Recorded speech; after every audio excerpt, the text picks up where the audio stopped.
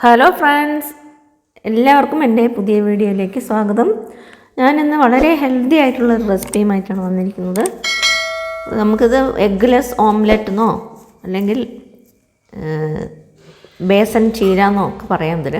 അപ്പോൾ അതിന് നമുക്ക് ആവശ്യം കടലമാവാണ്. ഞാൻ 1/2 കപ്പ് കടലമാവ് എടുത്തിട്ടുണ്ട്. അപ്പോൾ അതിലേക്ക് ഒരു ക്യാരറ്റ് ഗ്രേറ്റ് ചെയ്തതും പകുതി ബീട്രൂട്ട് ഗ്രേറ്റ് ചെയ്തതും ചേർത്തിട്ടുണ്ട്.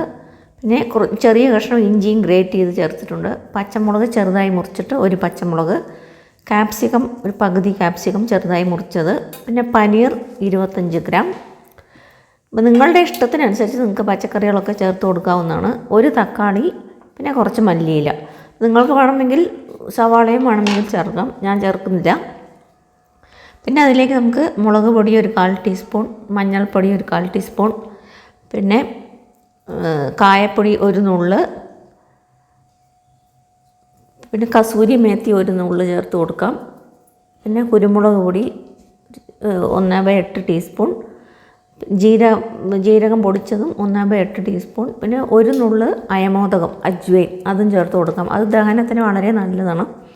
പിന്നെ ആവശ്യത്തിനനുസരിച്ച് ഉപ്പും ചേർത്ത് കൊടുക്കണം.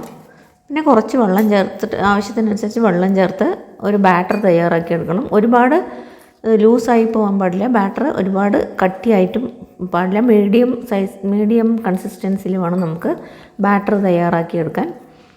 ഇപ്പം നിങ്ങൾ ആദ്യമായിട്ടാണ് എൻ്റെ ചാനൽ കാണുന്നതെങ്കിൽ ഒന്ന് സബ്സ്ക്രൈബ് ചെയ്യാൻ മറക്കരുത്. കൂടെ തന്നെ ആ ബെൽ ബട്ടൺ കൂടെ ഒന്ന് പ്രസ് ചെയ്ത് കൊടുത്താൽ ഞാനിടുന്ന വീഡിയോൻ്റെ നോട്ടിഫിക്കേഷൻ നിങ്ങൾക്ക് കിട്ടുന്നതായിരിക്കും. ഇപ്പോൾ കുറേശ്ശായിട്ട് വെള്ളം ചേർത്തിട്ട് നമുക്കിത് ഒരു ബാറ്റർ തയ്യാറാക്കിയെടുക്കാം. കുറച്ച് കട്ടിയായിട്ട്, ഒരുപാട് ലൂസ് ആവാനും പാടില്ല, ഒരുപാട് കട്ടിയും പാടില്ല, മീഡിയമായിട്ടുള്ള ഒരു ബാറ്റർ. ഇതുപോലെ ആയിരിക്കണം ബാറ്ററിൻ്റെ കൺസിസ്റ്റൻസി. ഇത് നല്ല പ്രോട്ടീൻ റിച്ച് ആയിട്ടുള്ള ഒരു ഫുഡാണ്. കൂടെ തന്നെ ഫൈബറസുമാണ്.